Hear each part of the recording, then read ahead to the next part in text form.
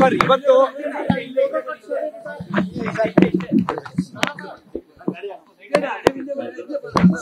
ಇವತ್ತು ಯಡಿಯೂರಪ್ಪನವ್ರ ನಿವಾಸಕ್ಕೆ ಬಂದಿದ್ರಿ, ಸುದೀರ್ಘವಾಗಿ ಮಾತುಕತೆ ಆಡಿದ್ರಿ. ಏನಾಯ್ತು ಮಾತುಕತೆ? ಇವತ್ತು ಫಸ್ಟ್ ಲಿಸ್ಟ್ ಬಗ್ಗೆ ಅನೌನ್ಸ್ ಆಗಿದೆ, ಕರ್ನಾಟಕ ಕೆಲವು ಟಿಕೆಟ್ ಅನೌನ್ಸ್ ಆಗಿಲ್ಲ ಸರ್. ನಾವು ಟಿಕೆಟ್ ಬಗ್ಗೆ ನಾವು ಚರ್ಚೆನೆ ಮಾಡಲಿಲ್ಲ. ಸೌಹಾರ್ದಯುತವಾಗಿ ನಮ್ಮದೇ ಆದಂಥ ಕೆಲವು ನೋವುಗಳನ್ನ ಮತ್ತೊಂದು ಚರ್ಚೆ ಆಗಿದೆ. ಎಲ್ಲವೂ ಸತ್ಯಾಂತವಾಗಿದೆ. ದೇಶಕ್ಕೆ ರಾಷ್ಟ್ರದ ಪ್ರಧಾನಿ ನರೇಂದ್ರ ಮೋದಿ ಅವರು 3ನೇ ಬಾರಿಗೆ ಪ್ರಧಾನಿ ಆಗಬೇಕು ಅನ್ನೋದು ಈ ರಾಷ್ಟ್ರದ 142 ಕೋಟಿ ಜನರ ಬಯಕೆ ಆಗಿದೆ.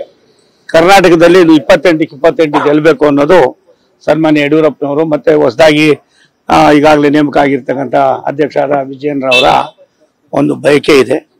ಅದಕ್ಕೆ ಎಲ್ಲರೂ ಒಟ್ಟಾಗಿ ಕೆಲಸ ಮಾಡ್ಕೊಂಡು ಹೋಗೋಣ, ಯಾವುದೇ ಕಾರಣಕ್ಕೆ ಗೊಂದಲಗಳಾಗೋದು ಬೇಡ ಅನ್ನೋ ಒಂದು ವಿಚಾರವನ್ನು ಚರ್ಚೆ ಮಾಡಿದ್ವಿ.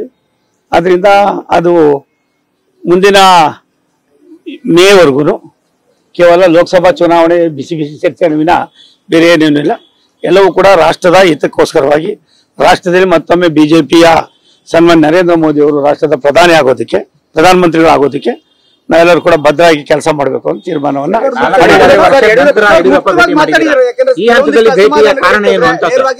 ನೋಡಪ್ಪ. ಒಂದು ಕೆಲವಾರು ವಿಚಾರಗಳನ್ನು ನಿಮ್ಮ ಹತ್ರನೇ ಮಾತಾಡಿದೀವಿ, ಎಲ್ಲವೂ ಆಗಿದೆ. ನಮ್ಮ ಆಶಯ, ನಮ್ಮ ಚಿಂತನೆ, ನಮ್ಮ ಕಮಿಟ್ಮೆಂಟು ದೇಶಕ್ಕಿಂತ ನಾವು ಯಾರು ದೊಡ್ಡವರಲ್ಲ.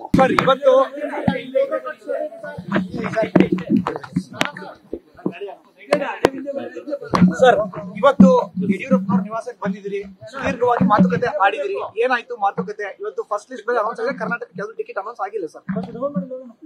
ನಾವು ಟಿಕೆಟ್ ಬಗ್ಗೆ ನಾವು ಚರ್ಚೆನೆ ಮಾಡಲಿಲ್ಲ. ಸೌಹಾರ್ದಯುತವಾಗಿ ನಮ್ಮದೇ ಆದಂಥ ಕೆಲವು ನೋವುಗಳನ್ನ ಮತ್ತೊಂದು ಚರ್ಚೆ ಆಗಿದೆ. ಎಲ್ಲವೂ ಸತ್ಯಾಂತವಾಗಿದೆ. ದೇಶಕ್ಕೆ ರಾಷ್ಟ್ರದ ಪ್ರಧಾನಿ ನರೇಂದ್ರ ಮೋದಿ ಅವರು 3ನೇ ಬಾರಿಗೆ ಪ್ರಧಾನಿ ಆಗಬೇಕು ಅನ್ನೋದು ಈ ರಾಷ್ಟ್ರದ 142 ಕೋಟಿ ಜನರ ಬಯಕೆ ಆಗಿದೆ. ಕರ್ನಾಟಕದಲ್ಲಿ 28 ಗೆಲ್ಲಬೇಕು ಅನ್ನೋದು ಸನ್ಮಾನ್ಯ ಯಡಿಯೂರಪ್ಪನವರು ಮತ್ತೆ ಹೊಸದಾಗಿ ಈಗಾಗಲೇ ನೇಮಕ ಆಗಿರ್ತಕ್ಕಂಥ ಅಧ್ಯಕ್ಷರಾದ ವಿಜಯೇಂದ್ರ ಅವರ ಒಂದು ಬಯಕೆ ಇದೆ. ಅದಕ್ಕೆ ಎಲ್ಲರೂ ಒಟ್ಟಾಗಿ ಕೆಲಸ ಮಾಡ್ಕೊಂಡು ಹೋಗೋಣ, ಯಾವುದೇ ಕಾರಣಕ್ಕೆ ಗೊಂದಲಗಳಾಗೋದು ಬೇಡ ಅನ್ನೋ ಒಂದು ವಿಚಾರವನ್ನು ಚರ್ಚೆ ಮಾಡಿದ್ವಿ. ಅದರಿಂದ ಅದು ಮುಂದಿನ ಮೇವರೆಗೂ ಕೇವಲ ಲೋಕಸಭಾ ಚುನಾವಣೆ ಬಿಸಿ ಚರ್ಚೆ ವಿನ ಬೇರೆ ಏನೇನೂ ಇಲ್ಲ. ಎಲ್ಲವೂ ಕೂಡ ರಾಷ್ಟ್ರದ ಹಿತಕ್ಕೋಸ್ಕರವಾಗಿ ರಾಷ್ಟ್ರದಲ್ಲಿ ಮತ್ತೊಮ್ಮೆ ಬಿಜೆಪಿಯ ಸನ್ಮಾನ್ಯ ನರೇಂದ್ರ ಮೋದಿ ಅವರು ರಾಷ್ಟ್ರದ ಪ್ರಧಾನಮಂತ್ರಿಗಳಾಗೋದಕ್ಕೆ ನಾವೆಲ್ಲರೂ ಕೂಡ ಭದ್ರವಾಗಿ ಕೆಲಸ ಮಾಡಬೇಕು ಅಂತ ತೀರ್ಮಾನವನ್ನ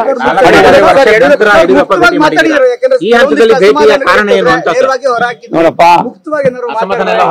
ಒಂದು ಕೆಲವಾರು ವಿಚಾರಗಳನ್ನು ನಿಮ್ಮ ಹತ್ರನೇ ಮಾತಾಡಿದೀವಿ, ಎಲ್ಲವೂ ಆಗಿದೆ. ನಮ್ಮ ಆಶಯ, ನಮ್ಮ ಚಿಂತನೆ, ನಮ್ಮ ಕಮಿಟ್ಮೆಂಟು ದೇಶಕ್ಕಿಂತ ನಾವು ಯಾರು ದೊಡ್ಡವರಲ್ಲ.